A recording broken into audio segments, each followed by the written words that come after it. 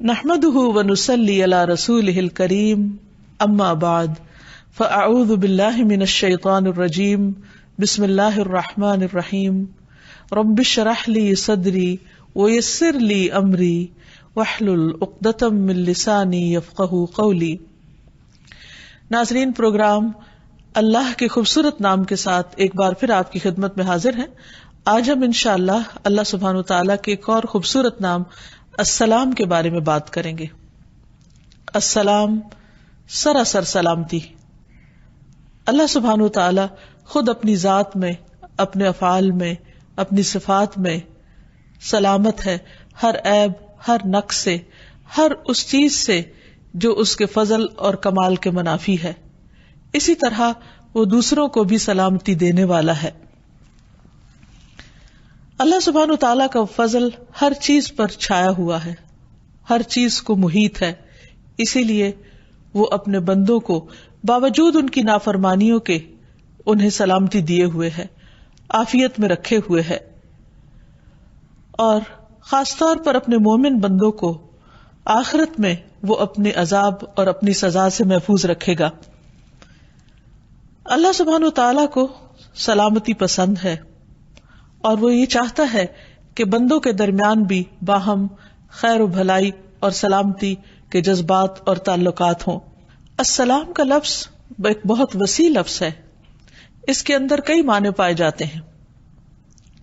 عربی میں سلم یسلم سلاما و سلامتن کا ایک معنی ہوتا ہے امن، امان، حفاظت اور اطمینان، یعنی ہر طرح کی ظاہری اور باطنی مصیبت اور مکروہ اور عیب سے پاک ہونا۔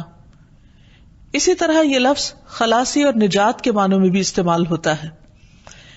جنت کو دار السلام اسی لیے کہا جاتا ہے کہ وہاں ہر طرح کے مشکلات، تکلیفیں، بڑھاپا، بیماری اور پریشانی اور غم و رنج سے نجات ہوگی اور انسان خلاصی پا جائے گا۔ قرآن مجید میں آتا ہے لہم دار السلام عند ربہم وہو ولیہم بما کانوا یعملون، انہی کے لیے ان کے رب کے ہاں سلامتی کا گھر ہے، یعنی جہاں وہ ہر تکلیف سے سلامت ہوں گے، اور وہ ان کا مددگار ہے ان اعمال کی وجہ سے جو وہ کرتے ہیں۔ یعنی دنیا میں اگر انسان اپنے ایمان کو سلامت رکھے، اللہ سبحانہ تعالیٰ کی حدود کی حفاظت کرے، تو کل انشاءاللہ اللہ تعالیٰ اسے سلامتی کا گھر عطا کریں گے۔ حقیقت یہ ہے کہ انسان دنیا میں مکمل امن و امان چاہتا ہے، وہ اپنی دنیا کو جنت بنانا چاہتا ہے، وہ آج کی زندگی کو یہ چاہتا ہے کہ ہر طرح کی تکلیف اور ہر مشکل سے خالی ہو جائے، لیکن اللہ سبحانہ تعالیٰ نے یہ سلامتی اور یہ امن اور یہ سب نعمتیں کل کے لیے رکھی ہیں، یعنی جنت کی شکل میں۔ اس لیے انسان کو اس دنیا میں رہتے ہوئے اس کی تلاش جاری رکھنی چاہیے اور اس کے لیے محنت کرنی چاہیے۔ اسی طرح اس مصدر کا ایک اور معنی بھی ہے خالص تحفہ، یعنی سلامتی کا ایک معنی خالص تحفہ بھی ہے، یعنی ایسا تحفہ جو باطن کی برائی اور نیت کی خباثت سے پاک اور خالص ہو۔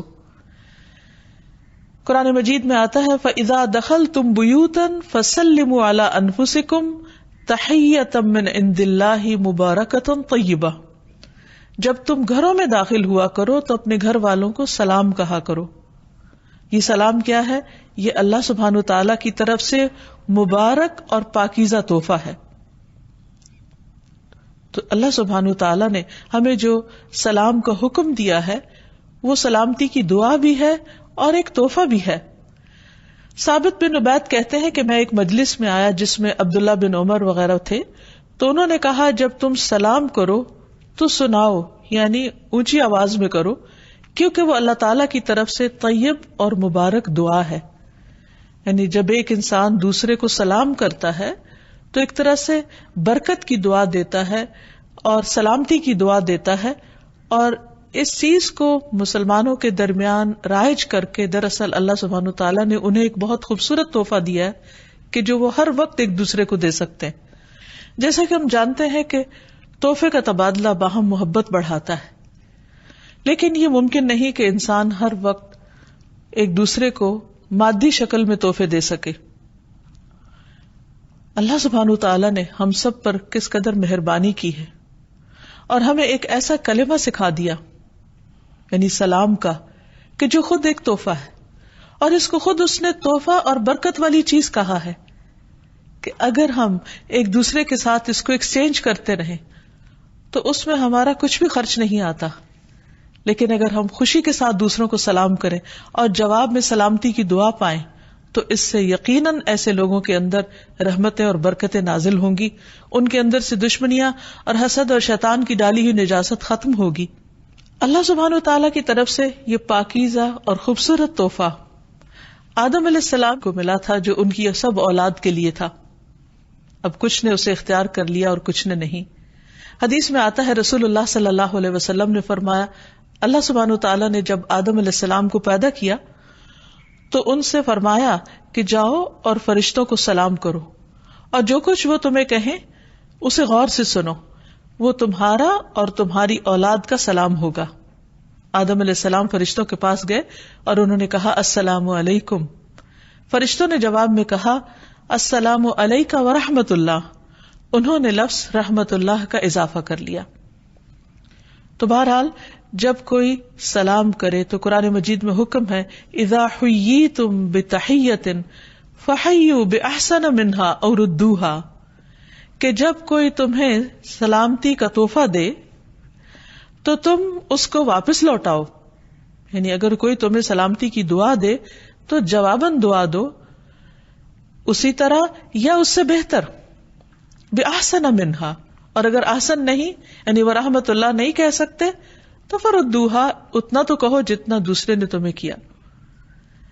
اس لیے جو قوم، جو گھرانہ، جو افراد باہم سلام کو رواج دیتے ہیں، عام کرتے ہیں، ان کے درمیان باہم محبت ہوتی ہے، اللہ سبحانہ وتعالیٰ کی طرف سے سلامتی اترتی ہے۔ اللہ سبحانہ وتعالیٰ کا یہ نام حدیث میں بھی آیا ہے جس میں نبی صلی اللہ علیہ وسلم نے واضح طور پر بتایا کہ یہ اللہ تعالیٰ کا نام ہے۔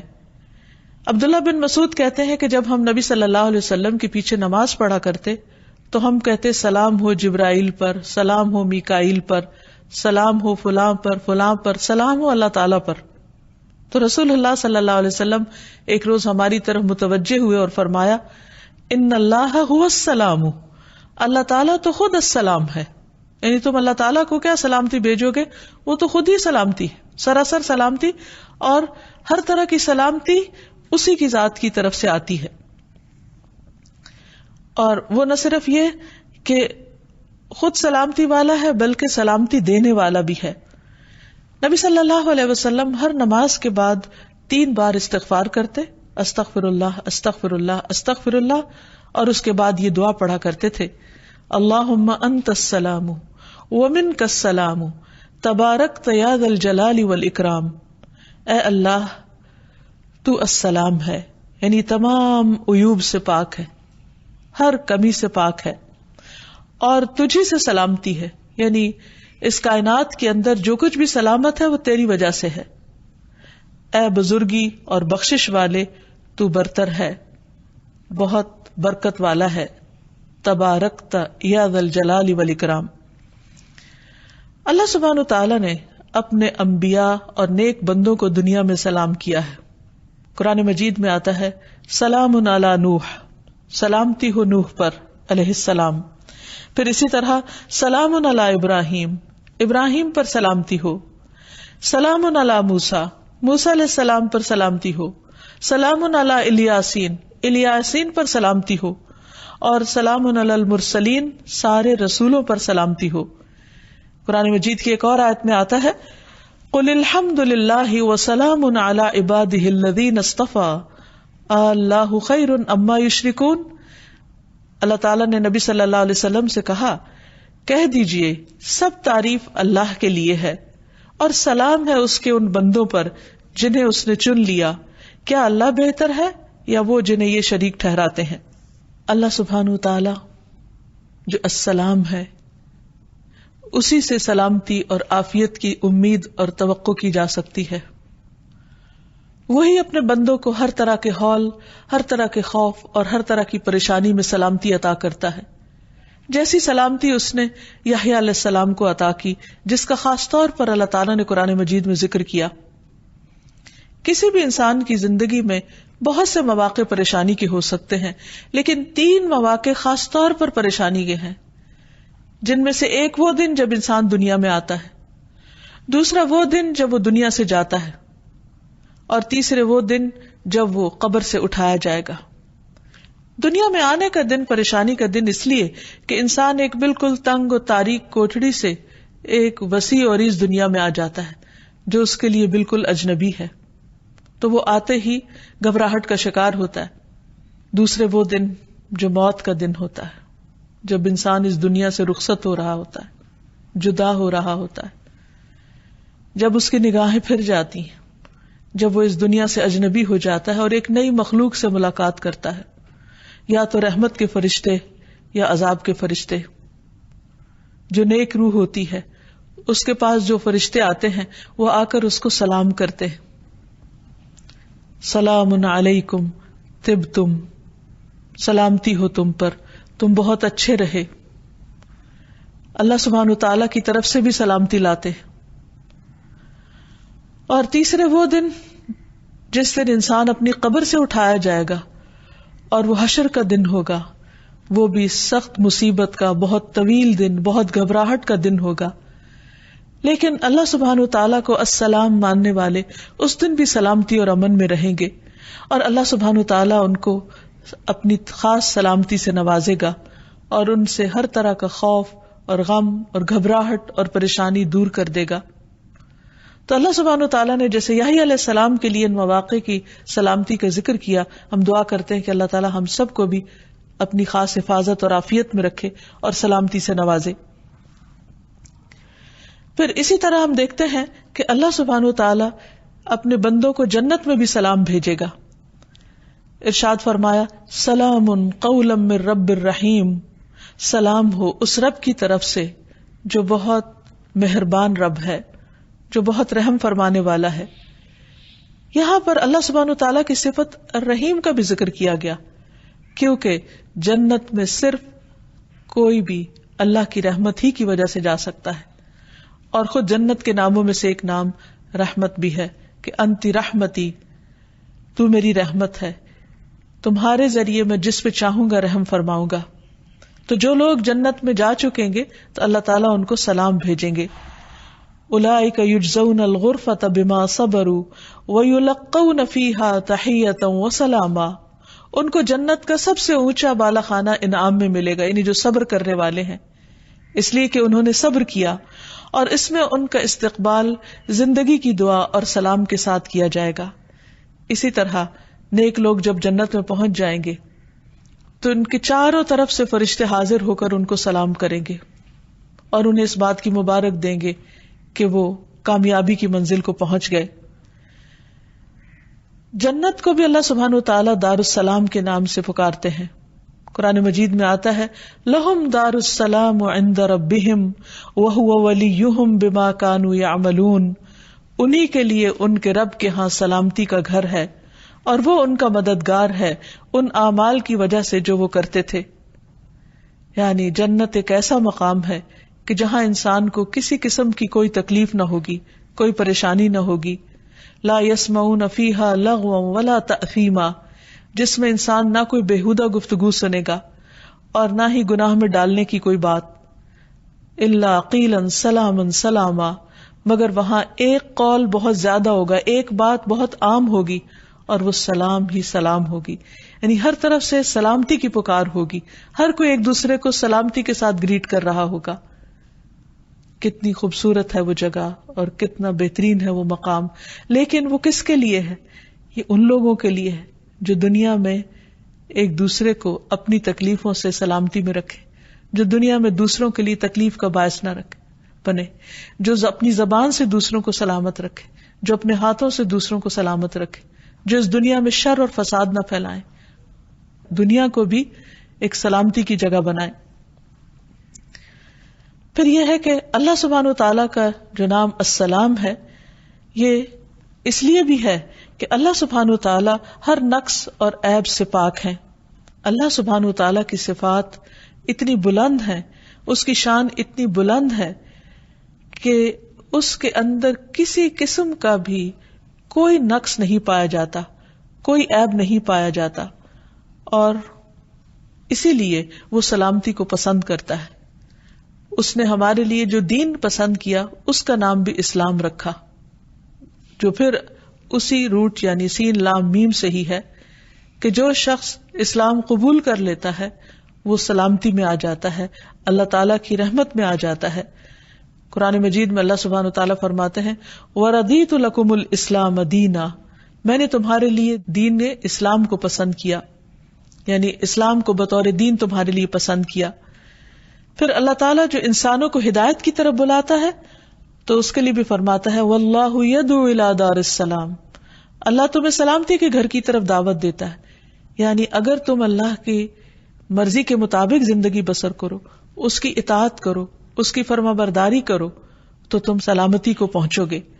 پھر اسی طرح ایک اور جگہ پر فرمایا قد جاءکم من اللہ نور وکتاب مبین یہدی بہ اللہ من اتبع رضوانہ سبل السلام ویخرجہم من الظلمات الی النور بإذنہ ویہدیہم الی صراط مستقیم. لوگو، اب تمہارے پاس اللہ کی طرف سے روشنی اور ایک ایسی واضح کتاب آ چکی ہے جس کے ذریعے اللہ تعالیٰ ان لوگوں کو سلامتی کی راہیں دکھاتا ہے جو اس کی رضا کے پیچھے چلتے ہیں، اور انہیں اپنے اذن سے اندھیروں سے نکال کر روشنی کی طرف لے جاتا ہے اور سیدھی راہ کی طرف ان کی رہنمائی کرتا ہے. عام طور پر ہمارا یہ خیال ہوتا ہے کہ شاید اگر ہم دین کی طرف آئیں گے یا ہم اللہ سبحانہ وتعالیٰ کی بات مانیں گے شاید دنیا ہمارے لیے مشکل ہو جائے گی. لیکن حقیقت یہ ہے کہ اللہ سبحانہ وتعالیٰ نے جتنے بھی احکامات ہمیں دیے ہیں، بعض اوقات وہ ہمیں اپنی مرضی کے خلاف یا پسند کے خلاف لگتے ہیں یا ہماری خواہش نفس اس کے اگینسٹ جاتی ہے، اور ہم یہ سمجھتے ہیں کہ شاید یہ ہمارے اوپر زیادتی کی گئی ہے ہمیں کوئی خاص حکم دے کر. لیکن اگر تھوڑا سا گہرائی میں انسان دیکھے تو اللہ تعالیٰ کے حکم ماننے میں انسان کے لیے سلامتی ہی سلامتی ہے، دو طرح سے. ایک تو یہ کہ دنیا میں انسان کے اوپر دین جو بھی پابندیاں لگاتا ہے وہ جس پر پابندی لگ رہی ہوتی ہے اس کے لیے تو تھوڑی مشکل کا باعث ہوتی ہے، لیکن اس سے دوسرے لوگ امن چین میں آتے ہیں.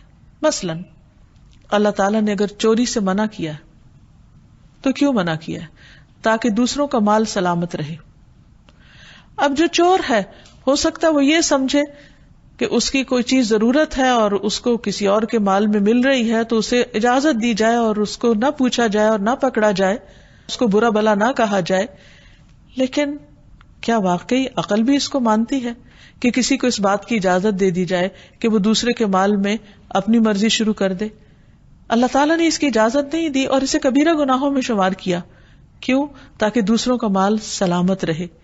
اسی طرح جھوٹ بولنا، دھوکہ دینا، وعدہ خلافی کرنا، غیبت کرنا، دوسروں کو تانے دینا، یہ ہو سکتا ہے کہ کسی کے لیے بہت ایک خوشگوار فعل ہو، اور کچھ لوگوں کی ہیبٹ بن جاتی ہے کہ وہ دوسروں کی برائیاں کر کے اس سے لطف اٹھاتے ہیں، یا دوسروں کی عزت اچھال کر اس کو اپنے لیے ایک بہت انجوائبل چیز سمجھتے ہیں اور اس میں کوئی قباحت محسوس نہیں کرتے، یا بعض اوقات دوسروں کو تانا دے کر دوسروں کا دل دکھا کر وہ بہت لطف اٹھاتے ہیں. بظاہر دیکھنے میں کوئی کہہ سکتا کہ اچھا چلو کوئی بات نہیں، ایسی بھی کون سی بڑی بات ہے اگر کسی نے کسی کو کچھ کہہ دیا، اس سے کسی کا کیا بگڑ جاتا ہے. لیکن بعض اوقات بظاہر دیکھنے میں جو کچھ جوکس بھی ایسے ہوتے ہیں کہ جو بظاہر دیکھنے میں بہت ہارمفل نظر نہیں بھی آتے، لیکن حقیقت یہ ہے کہ بہت ساری چیزیں اگر ان پر روک ٹوک نہ لگائی جائے، ان کو ایک حد کے اندر نہ کیا جائے تو وہ تعلقات کی خرابی کا باعث بنتے ہیں. اسی لیے قرآن مجید میں فرمایا گیا وَيْلٌ لِكُلِّ هُمَزَةٍ لُمَزَةٍ، ہلاکت ہے ہر اس شخص کے لیے جو عیب لگائے اور تانے دے. کوئی بھی شخص کسی کی عزت جب اچھالتا ہے تو یہ کوئی معمولی چیز نہیں ہے.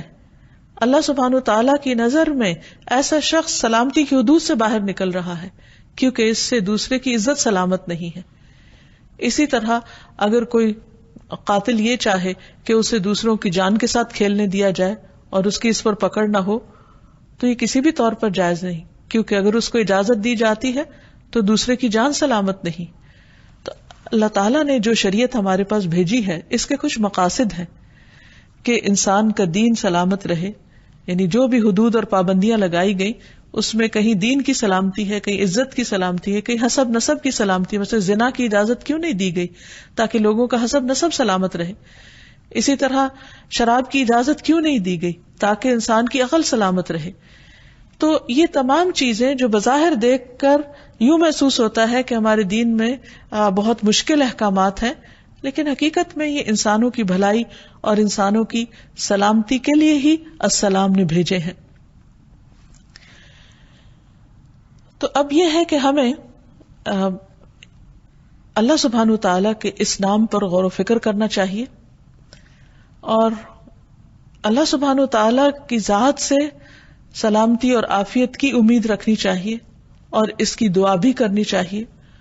اور اللہ سبحانہ وتعالی کے ساتھ جو ہمارا تعلق ہے اس کے اندر محبت بھی اسی وقت پیدا ہو سکتی ہے جب ہمیں اس پر یہ اعتماد ہو کہ اس کی طرف سے ہمیں کوئی نقصان نہیں پہنچنے والا، وہ ہمیں ناروا عذاب دینے والا نہیں، وہ ہمیشہ عدل و انصاف کرنے والا ہے، اس کا ہر فیصلہ علم اور حکمت پر مبنی ہوتا ہے. اور جب وہ سراسر خود سلامتی ہے اور پرفیکٹ ہے اور ہر نقص اور عیب سے پاک ہے، تو اسے اپنے بندوں کے اندر بھی ایسی صفات دیکھنی ہے کہ جو انہیں عیوب سے پاک کریں. ہمارا دین جہاں ہماری دنیا کی سلامتی کا ذریعہ ہے اور اس میں پائے جانے والے احکامات جو بظاہر نفس پر بھاری اور مشکل ہی کیوں نہ ہو، وہ ہمارے لیے دراصل سلامتی کا پیغام ہے، لیکن اس کے ساتھ ساتھ یہ دین ہماری آخرت کی سلامتی کا ذریعہ بھی ہے. جب ایک انسان دنیا میں اللہ تعالی کے احکامات کی پابندی کرتا ہے تو وہ موت کے وقت قبر میں اور قبر سے اٹھنے کے بعد امن اور چین میں رہے گا، سلامتی میں رہے گا. اور اس دن جب ہر طرف ایک بہت بڑی آفت چھائی ہوئی ہوگی، انبیاء علیہم السلام سلامتی کی دعائیں کر رہے ہوں گے. رسول اللہ صلی اللہ علیہ وسلم نے فرمایا، جہنم کی پشت پر پل بنا کر ایک راستہ بنایا جائے گا جس کو عام طور پر پل صراط کہا جاتا ہے. تمام پیغمبر اپنی امتوں کے ساتھ اس پل سے گزریں گے. میں پہلا رسول ہوں گا جس کو اپنی امت کے ساتھ اس پل پر سے گزرنے کی اجازت دی جائے گی.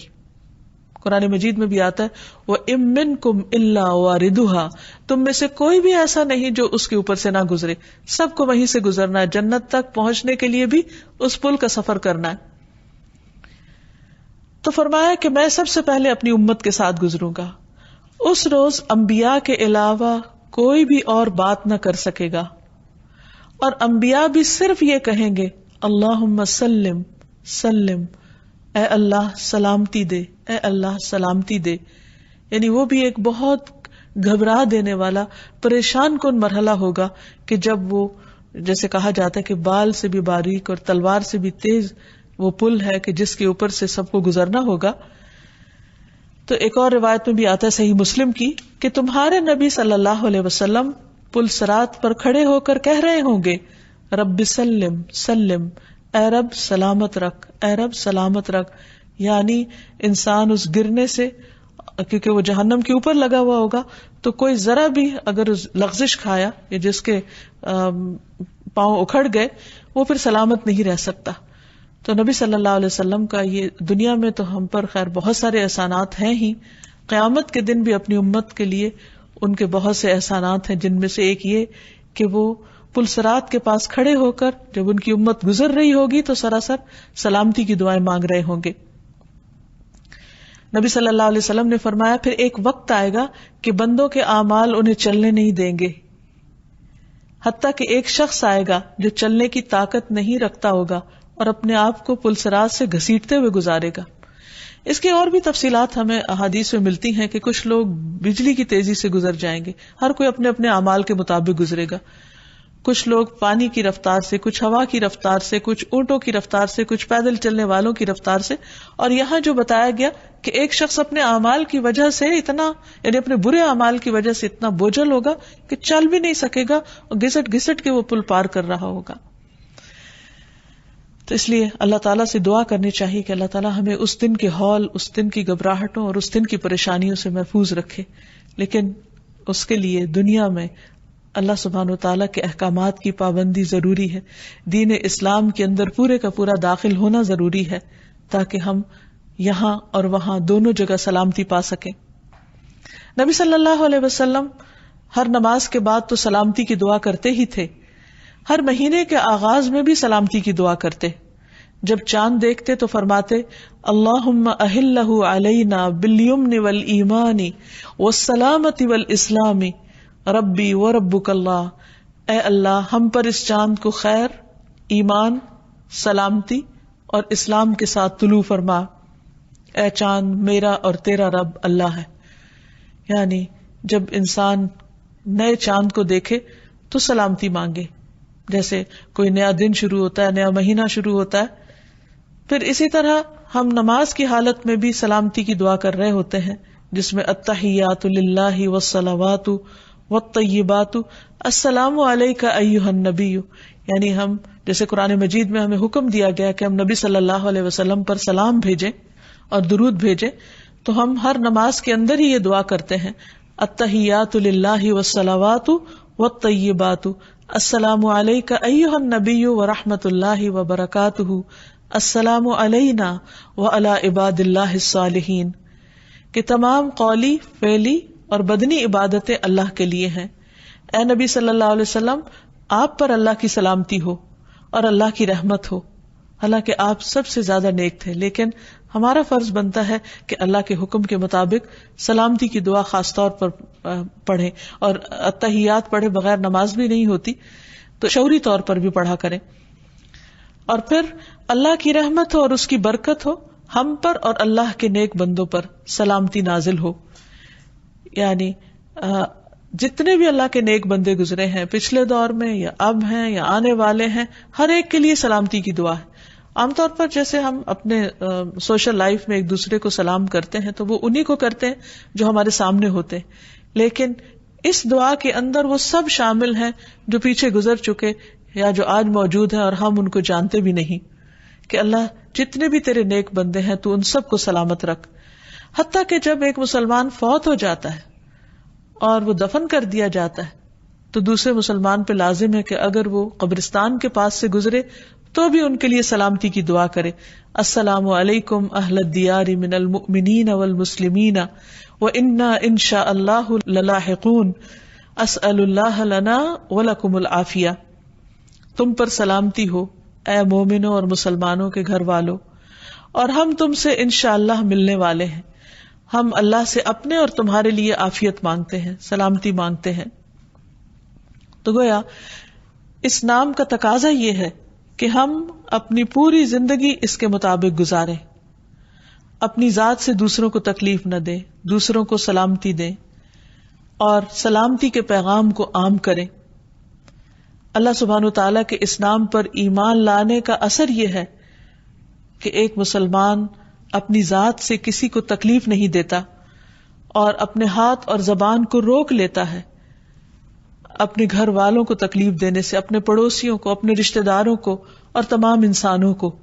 اور یہی ایک مسلمان کی پہچان ہے کہ المسلم من سلم المسلمون من لسانہ ویدہ. مسلمان کون ہے؟ مسلمان وہ ہے کہ جس کی زبان اور جس کے ہاتھ سے دوسرے مسلمان محفوظ رہیں، ان کی عزتیں محفوظ رہیں، ان کے دلوں کو تکلیف نہ پہنچے. یعنی انسان ایسی کوئی بات نہ کرے کہ جس سے دوسرے ہرٹ ہوں. پھر اسی میں یہ بات آ جاتی ہے کہ انسان صرف زبانی کلامی باتیں ہی نہ کرے بلکہ اس کے ایکشنز ایسے ہوں کہ جس سے دوسرے لوگ محفوظ ہوں. مثلاً کسی کو امان دی ہے تو اسے دھوکہ نہ دے. رسول اللہ صلی اللہ علیہ وسلم نے فرمایا جو شخص کسی کو پہلے اس کی جان کی امان دے پھر اسے قتل کر دے تو قیامت کے دن اسے دھوکے کا جھنڈا دیا جائے گا. یعنی سب دنیا کے سامنے اس کو رسوا کیا جائے گا کہ یہ شخص دوسروں کو دھوکہ دینے والا تھا. نبی صلی اللہ علیہ وسلم نے یہ بھی فرمایا اللہ کی قسم وہ ایمان والا نہیں، اللہ کی قسم وہ ایمان والا نہیں، اللہ کی قسم وہ ایمان والا نہیں. عرض کیا گیا یا رسول اللہ صلی اللہ علیہ وسلم کون ایمان والا نہیں؟ فرمایا وہ شخص جس کے شر سے اس کے پڑوسی محفوظ نہ ہو. اس کے کولیگز، اس کے ساتھی، اس کے آس پاس والے اس کے شر سے نہ بچے ہوئے ہوں. تو آپ سوچئے کہ اگر کوئی شخص کسی کے لیے سلامتی کا ماحول نہیں پیدا کرتا تو وہ خود کیسے سلامت ہو سکتا ہے؟ اللہ کے رسول صلی اللہ علیہ وسلم اس سے کیسے خوش ہو سکتے ہیں؟ وہ ان کی شفاعت کی کیسے امید رکھ سکتا ہے؟ لہذا بہت ضروری ہے کہ ہم اپنے آپ کو اس قابل بنائیں، اس چیز کے اہل بنائیں ان اعمال کے ذریعے جو سلامتی کو دعوت دیتے ہیں. اللہ سبحانہ وتعالیٰ کا یہ نام اور صفت ہم سے تقاضا کرتی ہے کہ ہم سلامتی کو عام کریں اور باہم ایک دوسرے کو کثرت سے سلام کریں. رسول اللہ صلی اللہ علیہ وسلم نے فرمایا، سلام اللہ کے ناموں میں سے ایک نام ہے جسے اس نے زمین میں رکھا ہے، تم سلام کو آپس میں پھیلاؤ. یعنی جس وقت بھی ایک شخص دوسرے کو السلام کہتا ہے تو گویا وہ اللہ کا نام لے رہا ہوتا ہے، وہ ایک عبادت کی حالت میں ہوتا ہے. اللہ سبحانہ وتعالیٰ نے ایک خوبصورت لفظ، ایک خوبصورت تحفہ بھیجا ہے کہ جس کو ہم ایک دوسرے کو دیتے رہیں تو ہمارے لیے بھی سلامتی ہوگی اور دوسرے بھی محفوظ رہیں گے. کیونکہ یہ نہیں ہو سکتا کہ آپ کسی کو کہیں کہ تم پر سلام ہو اور پھر اس کے بعد اس کو کسی قسم کی تکلیف دیں یا اس کے ساتھ زیادتی کریں. یہ گویا سلام ایک ڈھال ہے کہ جو انسان کو دوسرے انسان تک تکلیف پہنچانے میں ایک روک کا کام دیتا ہے.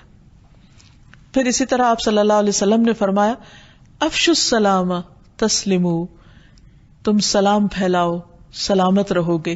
یعنی اگر کوئی شخص یہ چاہتا ہے کہ وہ خود بھی سلامت رہے اور دوسرے بھی سلامت رہے تو انہیں سلام کلچر کو عام کرنا چاہیے.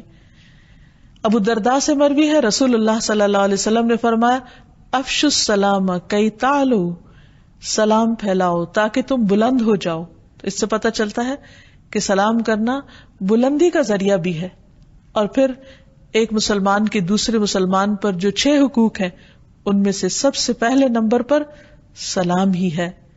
پھر مسلمان کی گفتگو کا آغاز بھی سلام سے ہونا چاہیے.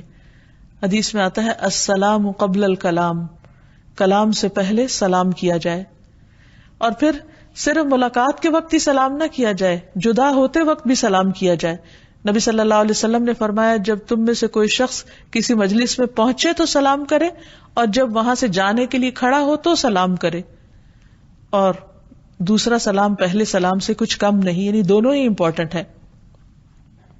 اسی طرح صرف السلام علیکم بھی کہا جا سکتا ہے اور السلام علیکم ورحمۃ اللہ وبرکاتہ بھی، جو اس میں ان 2 مزید دعاؤں کا اضافہ کرتا ہے اس کا اجر اور بھی زیادہ بڑھ جاتا ہے. پھر جو شخص سلام میں پہل کرتا ہے وہ دراصل اللہ کی قربت تلاش کر رہا ہوتا ہے.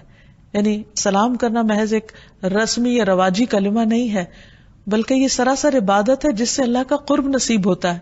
ابو امامہ کہتے ہیں کہ عرض کیا گیا، اے اللہ کے رسول صلی اللہ علیہ وسلم، جب 2 آدمیوں کی ملاقات ہو تو کون پہلے سلام کرے؟ پہل کس کو کرنی چاہیے؟ آپ نے فرمایا، جو ان دونوں میں سے اللہ کے نزدیک زیادہ ہوگا وہ سلام میں پہل کرے گا. یعنی جو سلام کرنے میں پہل کر جاتا ہے وہ دراصل اس بات کی علامت ہے کہ وہ اللہ کے قریب ہے. یعنی اللہ سبحانہ تعالیٰ کی اس صفت کے ساتھ اس کو ایک خاص تعلق ہے اور وہ انشاءاللہ اللہ تعالیٰ کی طرف سے سلامتی بھی پائے گا. پھر یہ ہے کہ سلام پہلے کرنے میں اجر میں بھی سبقت لے جاتا ہے انسان. یعنی دونوں کو اگرچہ ثواب ملتا ہے لیکن جو پہل کرتا ہے اس کو زیادہ اجر ملتا ہے.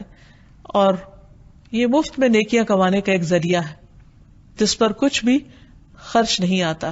ابو ہریرہ کہتے ہیں کہ ایک شخص رسول اللہ صلی اللہ علیہ وسلم کے پاس آیا. آپ اس وقت ایک مجلس میں تشریف رکھے ہوئے تھے. اس شخص نے کہا السلام علیکم. آپ نے فرمایا 10. دوسرا آیا، اس نے کہا السلام علیکم ورحمۃ اللہ. آپ نے فرمایا 20. تیسرا آیا، اس نے کہا السلام علیکم ورحمۃ اللہ وبرکاتہ. آپ نے فرمایا 30. یعنی پہلے کو 10، دوسرے کو 20 اور تیسرے کو 30 نیکیاں ملیں گی. تو انسان جتنی چاہے اپنے لیے نیکیاں بڑھا لے. سلام صرف نیکیاں بڑھانے ہی کا ذریعہ نہیں بلکہ آپس کی محبت بڑھانے کا ذریعہ بھی ہے. جنت میں لے جانے والا عمل ہے. نبی صلی اللہ علیہ وسلم نے فرمایا، تم جنت میں داخل نہ ہو سکو گے جب تک ایمان نہ لاؤ، اور تم ایمان نہیں لا سکتے جب تک آپس میں محبت نہ کرو. یعنی باہم محبت ایمان کا ذریعہ ہے. کیا میں تمہیں ایسی بات نہ بتاؤں کہ تم اس پہ عمل کرو تو تمہارے درمیان محبت پیدا ہو جائے؟ افشوا السلام بینکم، آپس میں سلام کو رواج دو. یعنی جب کثرت سے سلام کرو گے تو دلوں میں محبت پیدا ہو جائے گی. اور پھر یہ کہ صرف بڑوں کو ہی نہیں، صرف اپنے جیسوں کو ہی نہیں، بلکہ بچوں کو بھی سلام کرنا چاہیے. انس کہتے ہیں کہ نبی صلی اللہ علیہ وسلم بچوں کے پاس سے گزرے تو آپ نے ان کو سلام کیا. پھر اسی طرح بعض اوقات انسان کہیں باہر جاتا ہے تو سلام کرتا ہے لیکن گھر والوں کو سلام نہیں کرتا، تو گھر والوں کو بھی سلام کرنا چاہیے. ابو امامہ کہتے ہیں آپ صلی اللہ علیہ وسلم نے فرمایا 3 لوگ ایسے ہیں جن کا ضامن اللہ ہے، اگر وہ زندہ رہے تو اللہ ان کے لیے کافی ہو جائے گا، اگر فوت ہو جائے تو وہ جنت میں داخل ہوگا. ایک وہ شخص جو اپنے گھر میں سلام کر کے داخل ہو، یعنی اپنے ہی گھر والے ہیں، اپنے ہی پیارے ہیں، لیکن ان کو بھی دعا دیتا ہے. کیونکہ بعض اوقات ہم سمجھتے ہیں کہ شاید یہ کرٹیسی کے طور پر یا دوسرے لوگوں کے ساتھ ایک اچھا ریلیشن بنانے کے لیے، بے تکلفی لانے کے لیے یہ کلمہ دہرایا جائے. نہیں، جو شخص گھر والوں کو سلام کرتا ہے وہ جنت کا مستحق قرار پاتا ہے. پھر اسی طرح وہ شخص جو مسجد کی طرف چلا، اللہ اس کا ضامن. اور تیسرا وہ جو اللہ کے راستے میں نکلا، اللہ تعالیٰ اس کا بھی ضامن ہے، اس کا بھی مددگار ہے. یہاں تک کہا گیا ہے کہ اگر گھر خالی ہو تو بھی سلام کرو. عبداللہ بن عمر کہتے ہیں کہ جب کوئی خالی گھر میں داخل ہو تو کہے السلام علینا وعلی عباد اللہ الصالحین، سلام ہو ہم پر اور اللہ کے نیک بندوں پر. السلام علینا یعنی اور کوئی نہیں تو اپنے آپ ہی کو سلام کرے. پھر اسی طرح اگر گھر میں کوئی سو رہا ہو تو ہلکی آواز سے سلام کرے، تاکہ یہ نہیں کہ زبان سے تو سلامتی بھیج رہا ہے لیکن اس کو دوسرے کو تکلیف دے رہا ہے. پھر اسی طرح جس کو نہ جانتے ہو اس کو بھی سلام کیا جائے. کہیں جھگڑا ہو جائے، بحث ہو جائے، یا کوئی لا علم شخص کوئی ناروا بات کرے تو اس کو بھی سلام کر کے انسان ایک طرف ہو جائے. جیسے قرآن مجید میں آتا وَإِذَا خَاطَبَهُمُ الْجَاهِلُونَ قَالُوا سَلَامًا، کہ جب جاہلوں سے ان کا پالا پڑتا ہے تو کہہ دیتے ہیں تم پر سلامتی ہو، اور ان سے اعراض برتتے ہیں. پھر یہ کہ سلام جو ہے وہ ناراضگی دور کرنے کا بھی ذریعہ ہے. اور جب کبھی باہم رنجش ہو جائے یا کوئی تعلقات میں کمی بیشی ہو جائے تو اس وقت بھی اس تعلق کو دوبارہ ریوائیو کرنے کے لیے سلام ایک بہت ہی خوبصورت طرز عمل ہے. پھر یہ کہ صحابہ کرام جو تھے وہ باہم ایک دوسرے کو کثرت سے سلام کرتے. یہاں تک آتا ہے کہ اگر کوئی کسی درخت کے اوٹ کے پیچھے ہوتا پھر سامنے آتا تو پھر سلام کیا کرتے. آپ صلی اللہ علیہ وسلم نے یہاں تک بھی فرمایا کہ جو سلام نہ کرے اسے اندر آنے کی اجازت نہ دو. اور اس معاملے میں صرف یہ نہیں کہ کرنے کی فضیلت بتائی گئی، جو نہ کرے اس کو ناپسند بھی کیا گیا. اور آپ نے فرمایا کہ سب سے بڑا بخیل وہ ہے جو سلام کرنے میں بخل کرے، یعنی جو کھل کے سلام نہیں کرتا، یا شوق سے سلام نہیں کرتا، یا سلام کرنے کو اپنی عادت نہیں بناتا. رسول اللہ صلی اللہ علیہ وسلم نے فرمایا لوگوں میں سب سے زیادہ عاجز وہ ہے جو دعا کرنے سے عاجز ہے. یعنی جب اس کو کوئی ضرورت پیش آتی ہے تو وہ ہاتھ نہیں اٹھاتا، اللہ سے مانگتا نہیں. اور لوگوں میں سب سے بڑا بخیل وہ ہے جو سلام میں بخل کرتا ہے، یعنی کہ اس کے منہ سے سلامتی کی دعا نہیں نکلتی. تو اللہ تعالیٰ سے دعا ہے کہ وہ ہمیں بہترین اخلاق عطا فرمائے، اپنے اس نام کی برکت سے وہ ہم سب کے اندر بہترین اخلاق پیدا کرے اور ہمیں سلام کی عادت عطا کر دے. وآخر دعوانا ان الحمد للہ رب العالمین.